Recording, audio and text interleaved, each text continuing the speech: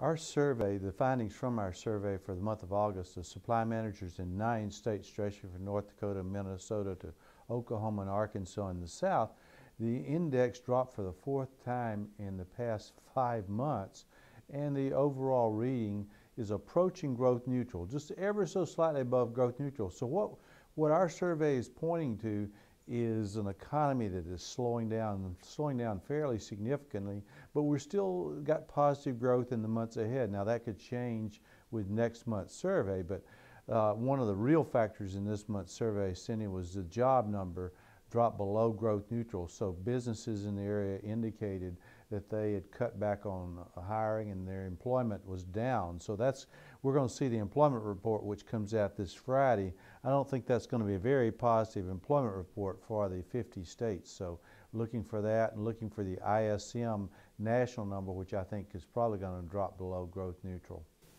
It looks like any gains we've made in the past few months have just disappeared. We have whittled away at those gains each and every month, and that's been happening for, well, really since about April. It's come down and down and down. That's growth has come down and down and down. It's going to continue to come down, and we're teetering on a recession. We're not in recessionary territory right now, Cindy, but we stand a real good chance of moving into recessionary territory, particularly with what we're seeing out of Washington, which is not much. What about imports and exports? That was hit pretty hard. Yeah, our trade numbers were down. For example, imports were down dramatically, below growth neutral, and it's the lowest we've seen in a couple of years. And of course, that's a result of the cheaper dollar, which makes imported goods more expensive, so they came down fairly significantly.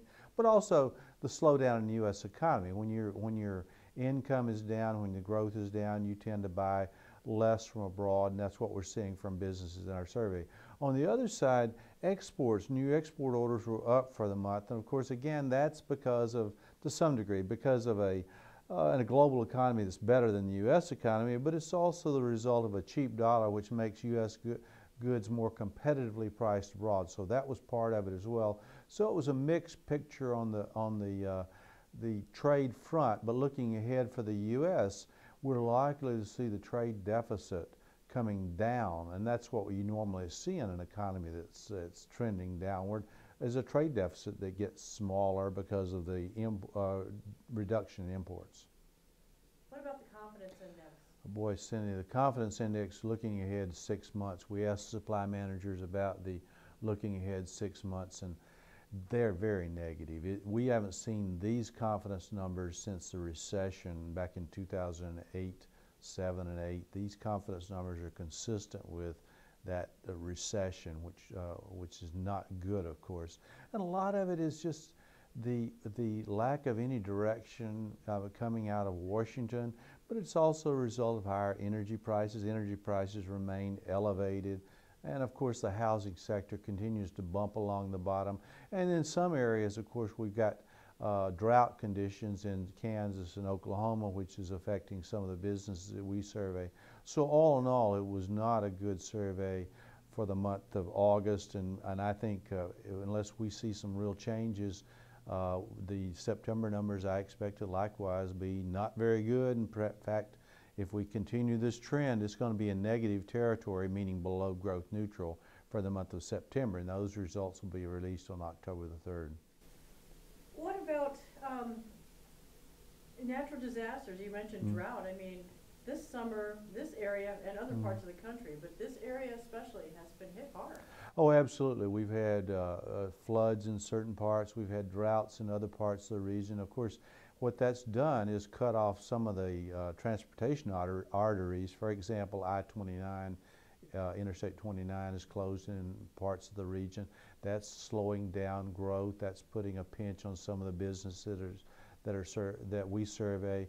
And of course, the consumer, as the consumer has been pinched by the economic downturn, they have stayed at home and not traveled as much, and that affects some of the businesses in the region, many of the businesses in the region, and that's certainly showing up in our survey, even with these record low interest rates on the short side, the Federal Reserve has promised that they're going to keep interest rates at these record low levels until 2013. I, for one, think that was a mistake to announce it.